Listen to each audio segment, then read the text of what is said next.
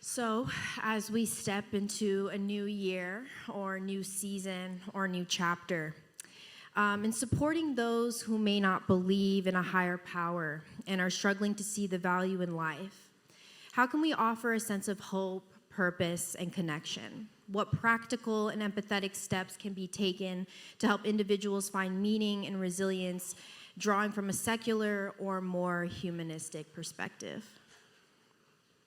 Yeah, hope is at a bit of a premium in 2023, Right. And going into 2024, hope is something that can be hard to come by. And so the question is, how is it that we can help others hope as well as dare to hope ourselves, I would even say. Well, I think that always starts with the question, what is hope?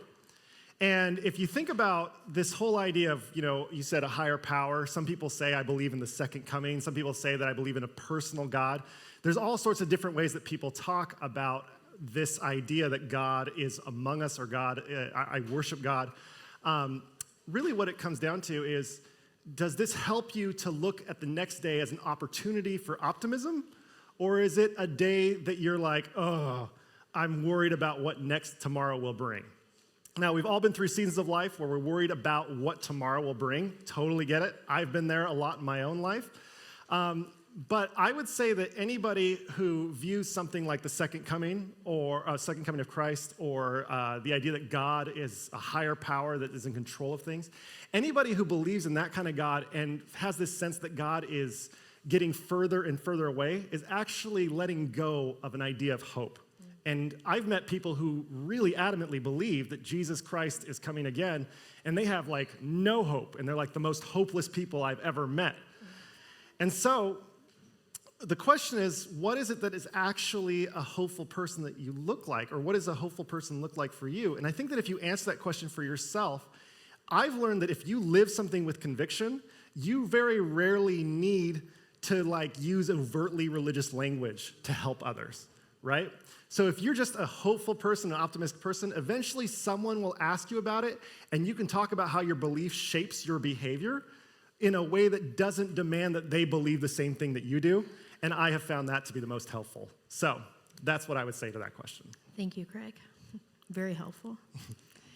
So talking about second coming and trailing off of that, is heaven just a metaphor for our next question? I will give you the most honest answer I have to that one, which is I don't know.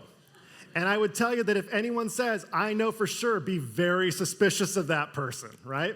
We don't know. The comedian Pete Holmes talks about, he's like, I've heard some atheists, this comedian says, I've heard some atheists talk about how they can never believe in a second coming. He's like, what's ridiculous? All of this first happening, right? Which is kind of remarkable when you think about it. The fact that we're here on this planet right now is very unlikely, sir, in the way that circumstances have unfolded. And so when it comes to this question about what is it that, what is the exact question there? I lost it, I'm sorry. Yeah. Is heaven just a metaphor? Yeah, is heaven just a metaphor?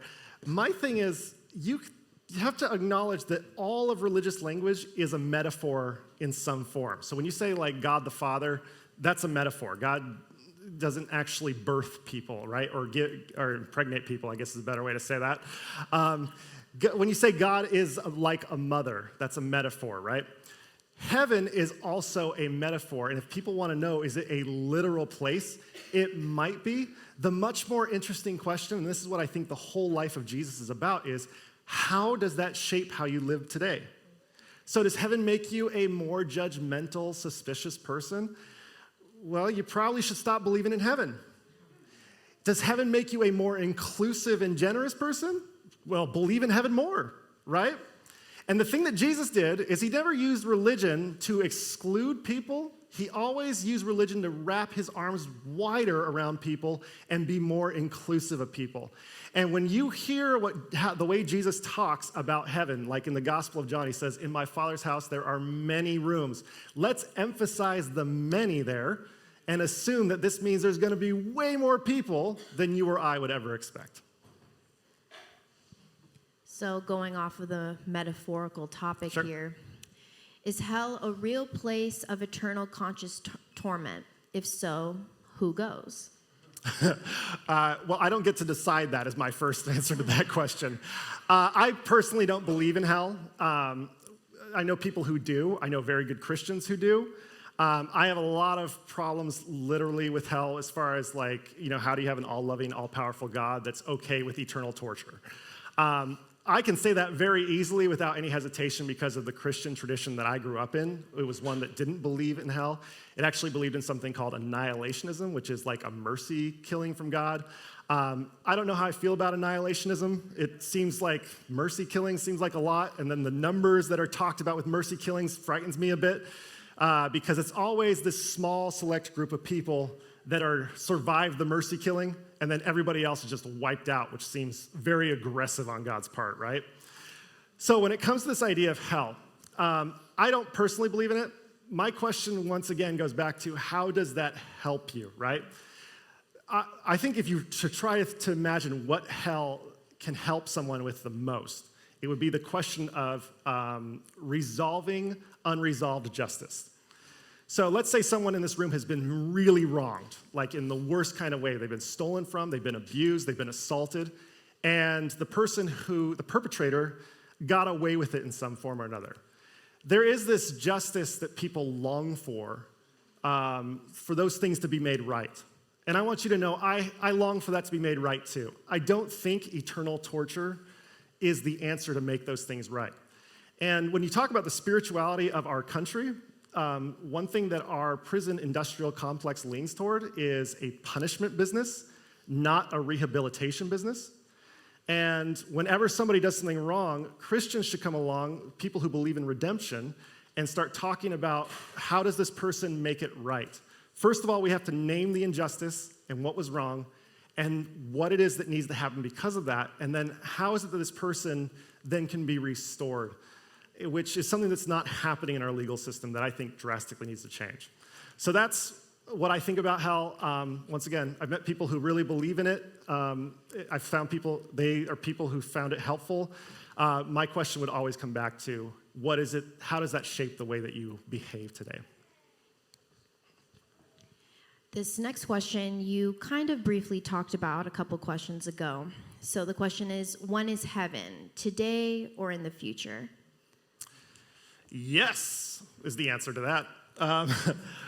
And if you're wondering why that is, welcome to Paradox Church. This is where we live, right? The whole idea is that heaven is something that we can hope for. It's this reality of what should be in the future, and we live in the reality with all the things that shouldn't be, right? All the imperfections. And so the more that you recognize that heaven is both paradoxically in the future and also here, the healthier I have found a spiritual life to be. When I think of the great Martin Luther King Jr., his sermons always revolved around this pattern of what is and what should be. That describes heaven to me quite accurately. So when people say, is it here or is it later, the answer for me is always yes. So still on the topic of heaven. Oh, we got a lot of heaven. All right. Do you think there's room in heaven for agnostics? And if so, do they have the same value as those who believe and have faith in the Bible? Read that last part again. I want to make sure I answer that last part. Do they have the same value as those who believe and have faith in the Bible? Okay. All right, I'm going to ask you that second part again because I'm going to answer the first part, and then I'll come back to it. So the first part, I've done this before, and I think it's really important because most Christians miss this. I want you to imagine for a second that you're God, okay? And don't be all modest, be like, oh no, I don't want to be God. I know you want to secretly be God, it's fine. So imagine that you're God, and it's your task to let in the people to heaven or not let people into heaven at the end of time, right? Just imagine that for a moment. There are 8 billion people on this planet. How many of those 8 billion would you let in? Just come up with a number in your head. Is it 7 billion? Is it 7.9 billion? Is it 1 billion? Whatever it is, just come up with a number in your head. Sit with that for just a moment. Now, let's all acknowledge that we're not God. And then let's ask God, well, God, how many people would you let in? do you think that number would be larger or smaller than the number of people that you would let in? And if it's smaller, then I would ask you, do you really believe that you have more grace, forgiveness, and inclusion than the almighty creator of the universe? If it's equal to the number that you have, then I would say you're probably just imagining that God is a whole lot like you. But if it's greater, then what that means is that you are believing in a higher power or a personal being that is more generous, more inclusive, and more forgiving than you. And I will tell you that I can imagine some people that I would not want to let into heaven, right? I can see how God would find ways to include, redeem, and bring them into heaven with me, if I am so lucky to go, right? And so I say all of these things because there's a lot of people who have anxiety about getting into the afterlife. Jesus says, don't worry about that. Don't worry about that. Look at the sparrows. They're not worried about it. Just live your life now. And we've spent so much energy as a church trying to figure out who's in and who's out. It's almost like we believe that Jesus said to the disciples, make sure you spend a lot of time figuring out who's in heaven and who's not. Instead, Jesus says, no, just go out and do what you need to do to love the life that has been given to you and love the people around you. Now, the second part is about atheists and agnostics and their value. Okay, this is technically heresy, so don't call me a heretic because I already know it. God doesn't love you more because you're part of a certain religion. God doesn't love you more because you believe something correctly. God loves you to God's fullest capacity from the moment you are thought of as a human being. God loves you with everything that you have, and there's nothing you can do to earn God's favor more because it's already been given to you.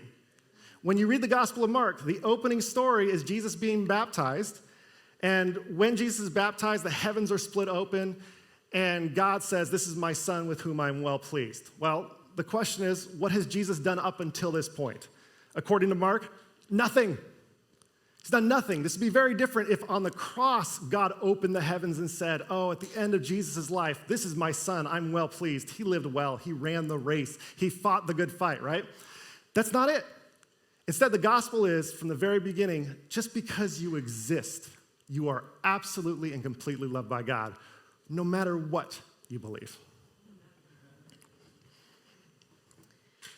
For the next question, how do we reconcile celebrating holidays like Halloween, Christmas, and Easter when they are all rooted in pagan beliefs? If I was counseling somebody who brought that question to me, I would sit down with them and I would say, what is the real fear here? What is the real fear that you're holding on to? Are you afraid that God will say, oh no, you're celebrating Halloween? Well, I thought you were more devoted to me. Because I don't see God that way. God is not some cosmic accountant who's totaling up your sins and saying, they had this many sins, but then they crossed that threshold when they celebrated Halloween, so kind of disappointed in who they are. Now, we're always trying to do the right thing. We're always trying to do our best to honor the planet and the life that's been given to us, to which I would say, if you have found that Halloween is a repulsive, terrible holiday in your life, then don't celebrate it. It's a free country. This is what we talk about when it comes to freedom, right? God also gives you free will. You can decide whether or not you're going to celebrate that Halloween, that holiday or not, right? But at the same time, if the fear is, well, I want to honor God with my life, I would say, I know lots of Christians who honor God with their entire lives, and they take their kids trick-or-treating on Halloween. I take my kids trick-or-treating on Halloween.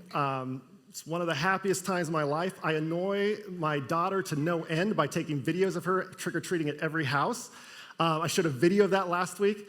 And some of my favorite memories are with Halloween with my kids. And what I love about Halloween, and I'm not afraid to say this, is it's the only day all year where it's socially acceptable for me to just ring my neighbor's doorbells without anything other than like just saying, hey, how's it going?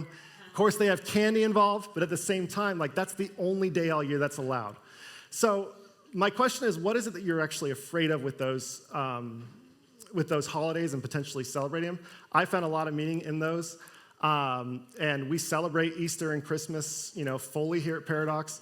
And I would just say, if you can name the fear, you can usually figure out more about whether or not you want to continue to celebrate or keep something as tradition going forward. I love Halloween, respectfully. It is one of my favorites. I hope my answer was respectful. No, it is. No, Okay. absolutely. I love the community aspect, too. That's the first time we've been asked that one, by the way. So that was a new one for me. Love that. Moving on to this next one. We don't like King David as a male role model. Who is a better one in your opinion? A male role model? From the Bible, obviously, I'm guessing. I like Saul a lot more than David, and you're not supposed to like Saul, so I'm sorry if I offended anybody with that answer. Saul is much more human to me. He tries to do the right thing. He often screws up. That's me, so I feel like I identify with him as a role model. I don't fault anybody who views David as a role model as long as they're willing to accept all of David as a role model and not just the convenient parts. It's the same thing with Saul. Were there some mistakes that I was like, shouldn't have done that? Of course. But I accept him as a full human being in that regard, and I really respect him. I can't think of the guy's name, but I also find Michal. So Saul had a daughter named Michal who married David. David then left, and she married another guy. I can't remember his name right now. But David came back and stole his wife back from him. And the story goes, it's one of the most touching stories in all of Scripture. He actually accompanies Michal, David's wife that he's stolen back. He accompanies Michal back with her, and he weeps the whole way because he's so in love with her. And I just love that story, and I don't see why that guy can't be a role model, even if I can't remember his name. So those are two from the same story. Thank you. Do you think that the donkey had thoughts during Jesus' birth? I'm going to disappoint some people with this one. I'm not an animal neurologist, so I don't know whether donkeys have conscious thoughts or not. This question does make me smile. I don't know enough about donkeys to even comment on donkeys. I will talk about my dog, though, that I had a few years ago. And I will tell you this. There is no way you could convince me that my dog didn't experience joy. And I saw that firsthand. And so there is something shared, even though we're very different species, between animals when we can share joy and excitement for something. And I think that connection is actually the heartbeat of what it means to believe in God and what it means to trust the gospel of Jesus Christ. So this person asked, how do I cope with spiritual low levels when needing to help someone who's going through life's rough patches? Are you a pastor, is my question? Because this is what I do every day. It's difficult. I will tell you that I've felt betrayed by God and had to stand up and speak about how great God is on Saturday.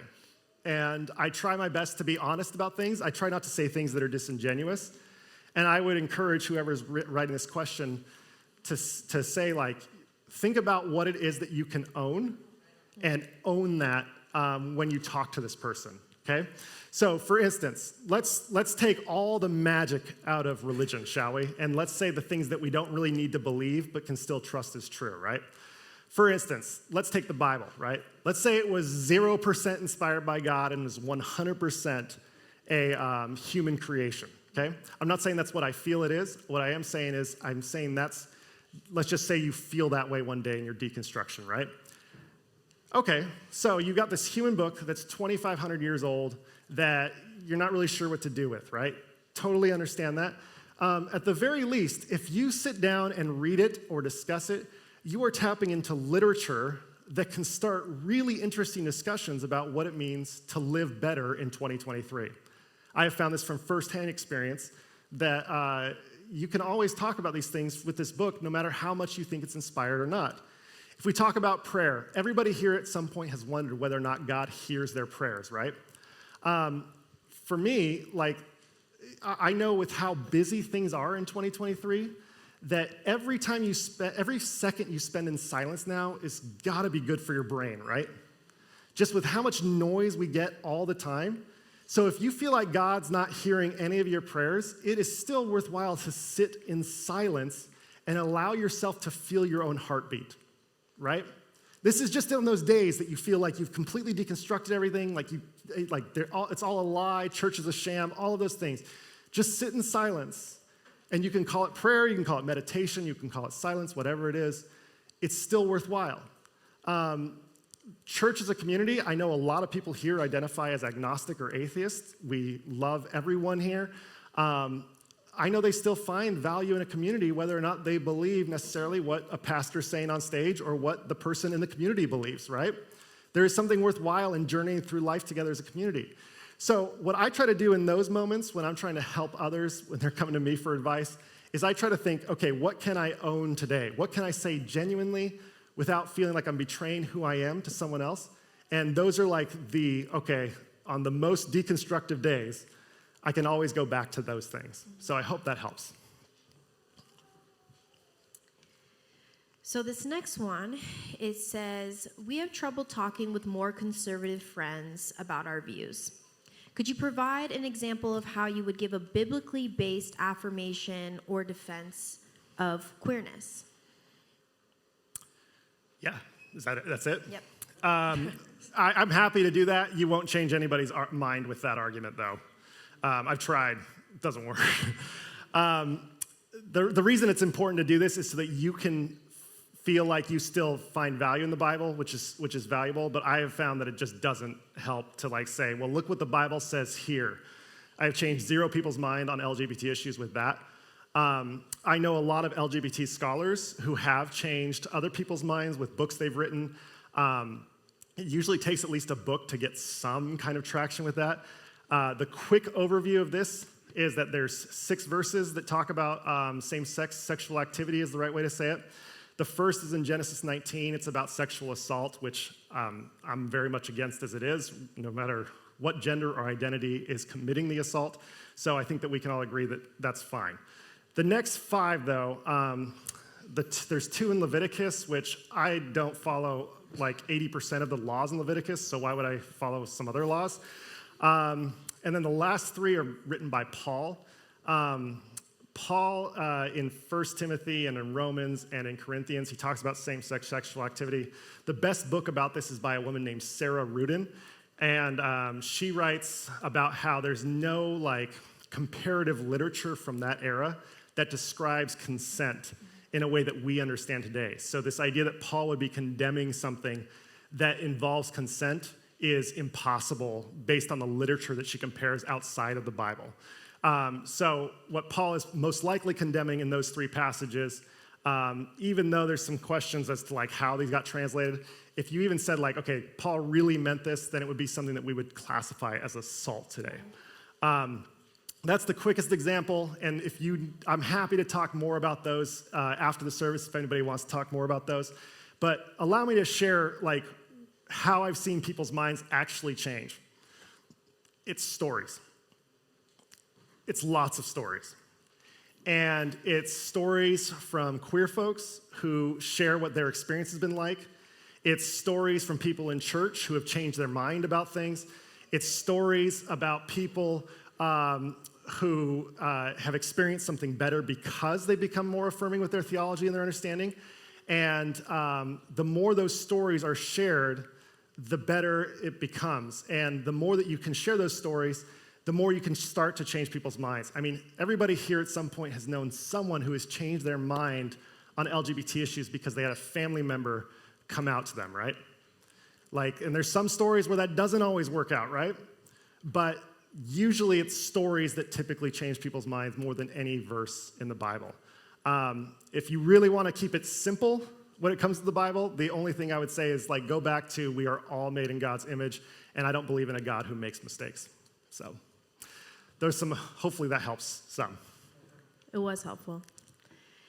So what role, obligation, requirement do we as Christians and as members of Paradox have to act? So politically or in protest against injustice, racism, sexism, misogyny? Whoever wrote this question you're probably not going to solve all of those problems in your lifetime. That doesn't mean it's not worth trying. In fact, I think you have to make peace with the fact that no matter how hard you try, there are still going to be those problems that exist. Now, what's great is you can look back in history and see how much progress has been made, and it's been because people like you have stood up and said, I will not tolerate this anymore, and they've done some bold and courageous acts. But I think that even those like great heroes of history or great humanitarians are people who have always started with just a simple question, which is, what can I control today? And I think that it's very easy to get depressed by the news. I know I get depressed by the news, so I have to like monitor my news intake.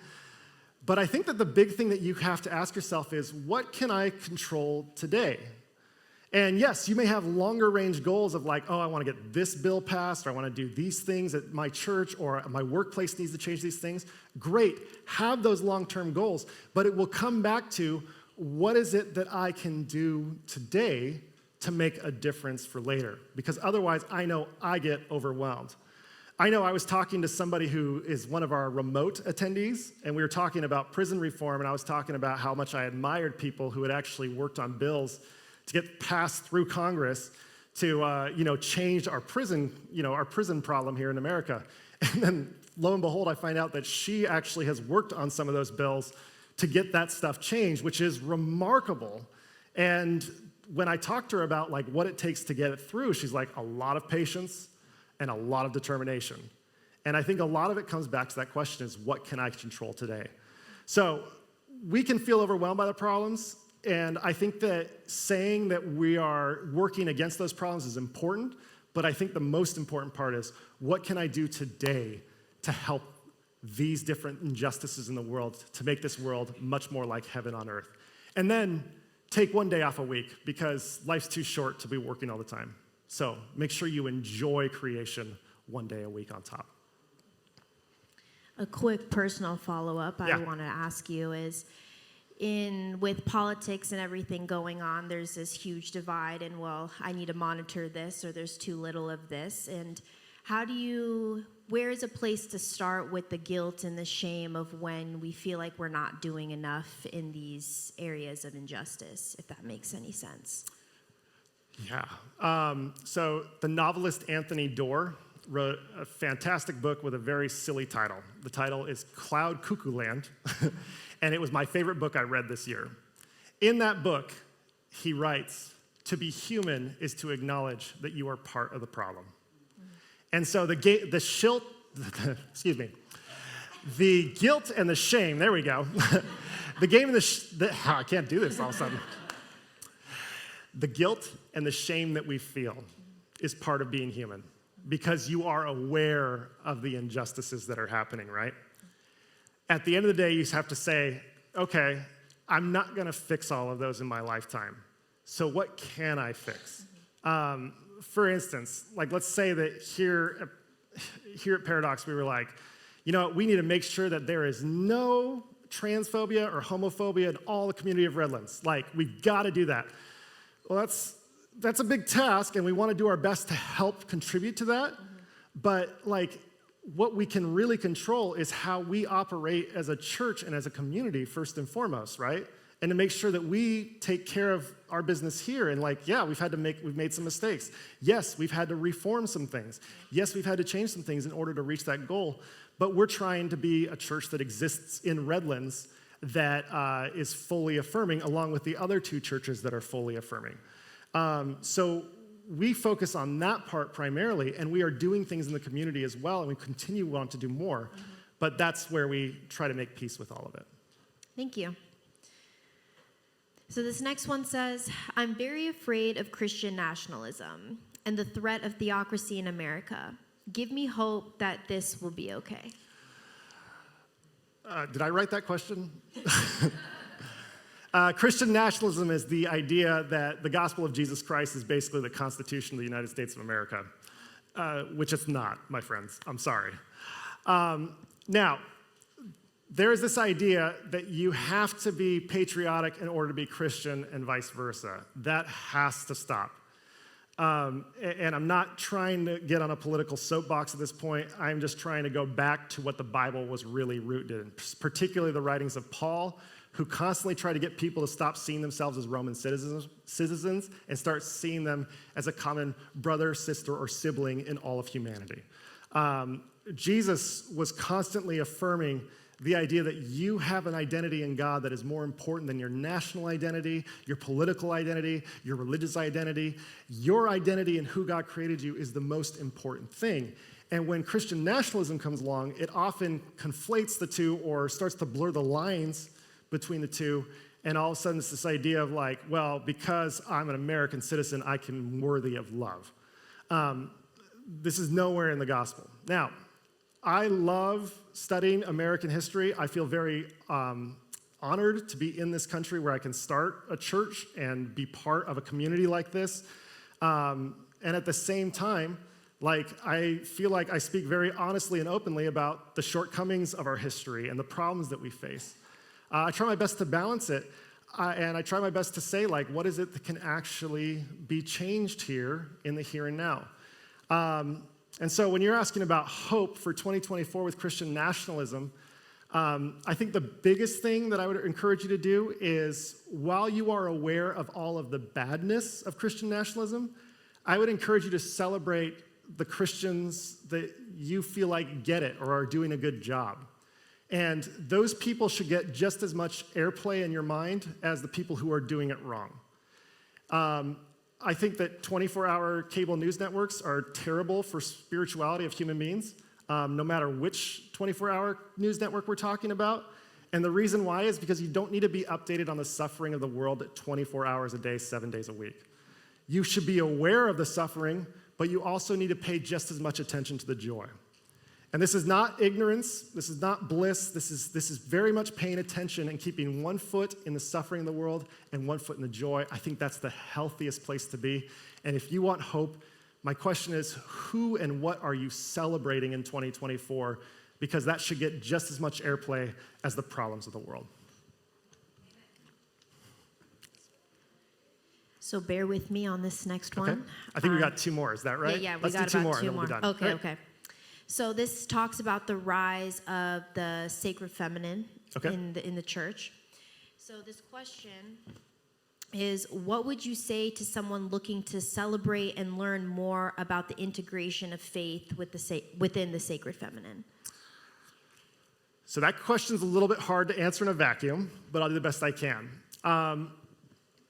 I grew up in a tradition that said, be very suspicious of other religions and don't study anything else that anyone's written about God other than our small select group of people, right? That is not the healthiest way to live, in my opinion. There is nothing to be afraid of from going outside of your religion and appreciating other people's religions and finding value in those religions. I gave a sermon earlier this year where we talked about how no matter what religion somebody else believes, you can always find some value usually in that religion, and you should celebrate that and talk about it frequently, because this idea that this religion is all bad or this religion is all good simply doesn't exist in human history. I have not come across one that is completely all bad or completely all good. Scientology. Okay, so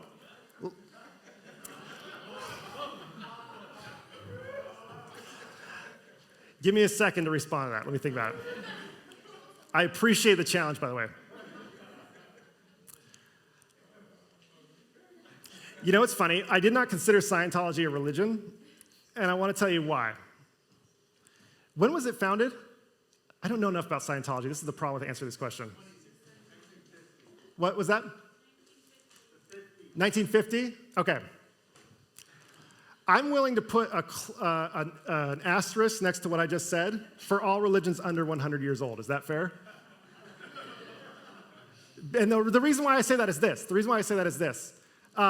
You can find some religious movements that were started with some pretty terrible agendas that ended up being something quite remarkable more than 100 years out.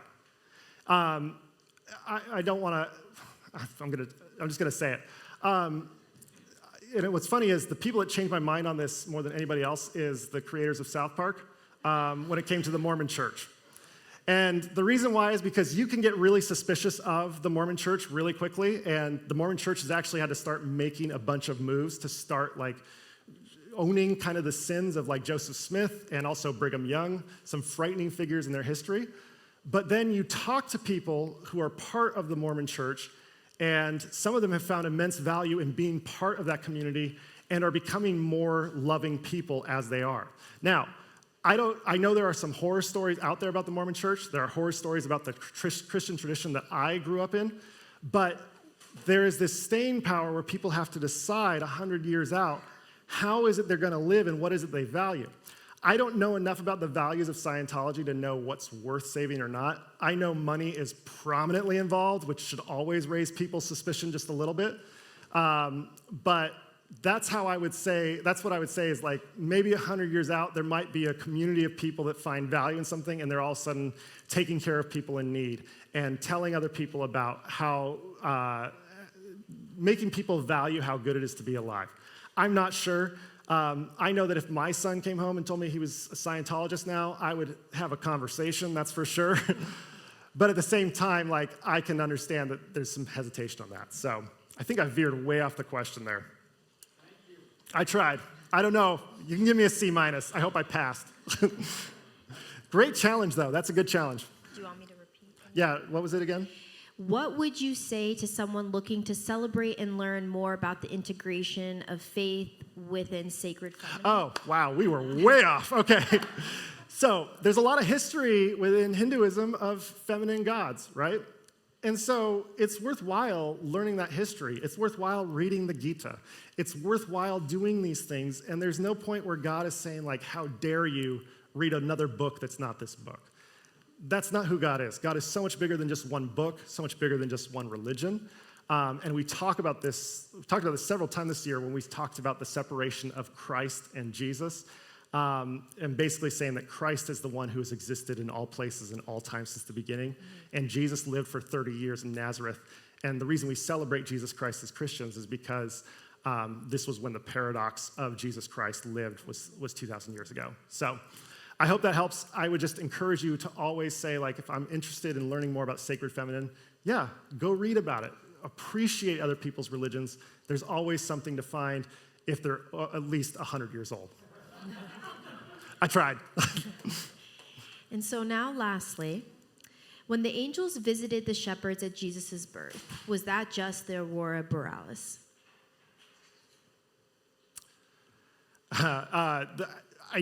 Look, I'm not an astrophysicist. I don't think the aurora borealis can reach that low on the hemisphere, but I could be wrong. I think I even called it just, no, hemisphere is right. I'm not even sure anymore on stage. But let's say it was. Let's say they said, "Behold, unto you the Savior is born in Nome, Alaska," right? And it's like, oh yeah, I saw angels, and they were really colorful and it's green. It's like, well, that's the aurora borealis, man. Well, at what point do we explain it to death, right? Like, we're so fancy with our scientific theory and like scientific process, we can explain anything. And like, just imagine, let's say you go to a waterfall, Rainbow Falls up by Mammoth Lakes, right? And it just takes your breath away. And Kevin, who studied biology, comes up next to you and is like, it's not that special. They're all just H2O particles falling because of gravity, which is this force that pulls things down. It's like, shut up, Kevin. I'm trying to enjoy this waterfall, right? And we are really scientific, and it's provided a lot of great things, and I'm very pro-science. But there's a point where you can take the poetry out of it that you start to miss the point of life, right? And so when it comes to this idea of like, yeah, some ancient people may have seen aurora borealis and thought it was angels. Well, guess what? 2,000 years ago, I would have thought the same thing, right? And that doesn't make it any less special, because if you see aurora borealis, which I've seen in Montana, you look up the sky and you're like, whoa, this is something else, right? And it's something else because of the scale is something that human beings could never hope to create. It's something that's so far beyond yourself. And you could say like, oh man, I want to take pictures of this. I want to own this aurora borealis. I want to charge people money to see this. This is so worthwhile. You can't own it. It doesn't belong to anybody. It's just a gift that is freely given. My great spiritual mentor, Dr. Fritz Guy, once said, the greatest indicator of spiritual maturity is not church attendance, it's not Bible study, It's not any of these beliefs that any of us hold. No, the greatest indicator of spiritual maturity is gratitude. So when I read the story of the angels and the shepherds, I think that they are grateful they got to see whatever it is that they saw. And while they called it angels 2,000 years ago, and we might call it aurora borealis today, I think is inconsequential. The question is, what do you do with your life after this gift? What is it that you will do with your one precious and wild life, as Mary Oliver Todd says? And that's the question that I think all of us are looking for as a community as we enter into 2024. Rachel, thank you so much for reading questions. Thank you so Appreciate much. it. Thank you. Thank you all for your wonderful questions. We're going to sing one more song together.